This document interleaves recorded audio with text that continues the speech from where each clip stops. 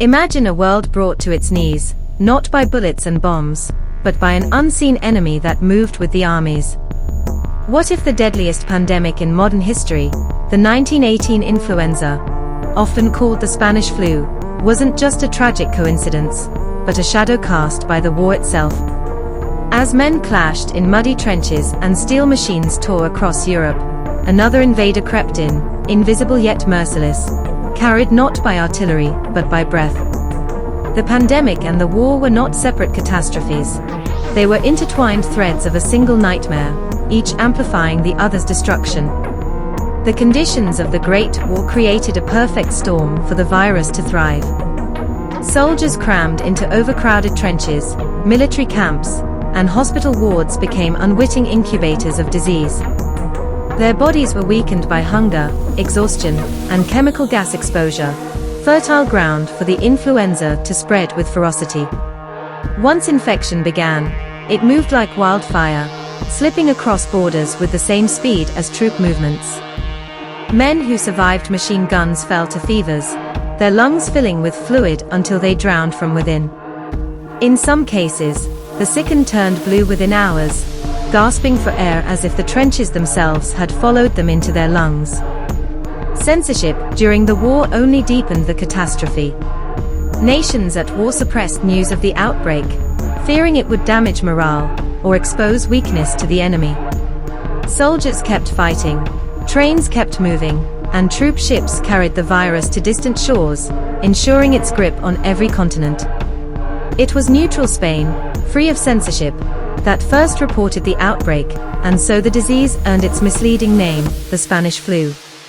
In truth, it was born of the war, carried by soldiers, and weaponized by silence. The pandemic's reach was staggering.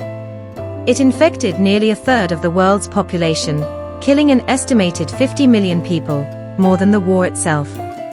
Whole communities were gutted overnight. Streets fell silent not from air raids, but from the absence of the living.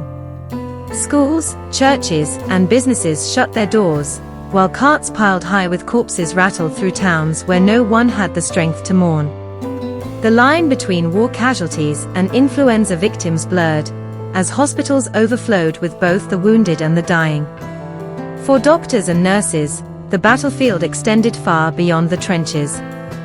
For soldiers already broken by the war, the influenza was a final cruelty.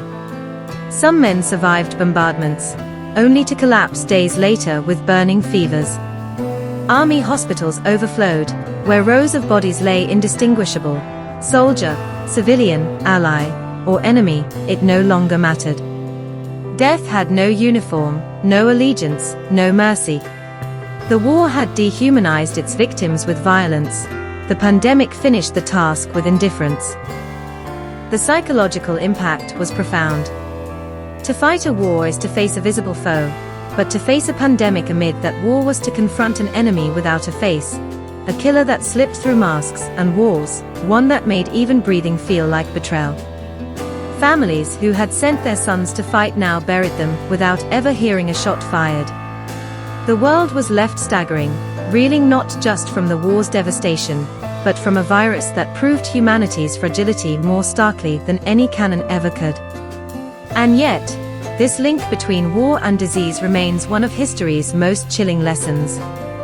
World War I accelerated the spread of the influenza, magnified its death toll, and shaped its legacy. The trenches bred not only trauma, but also contagion, and troop movements became the veins through which the virus coursed across the globe. In the end, the so-called Spanish flu was not a separate tragedy. It was the war's deadliest accomplice. The guns eventually fell silent, but the echoes of both war and plague haunted the survivors. Together, they reshaped the 20th century, leaving scars far deeper than battlefields or memorials could show.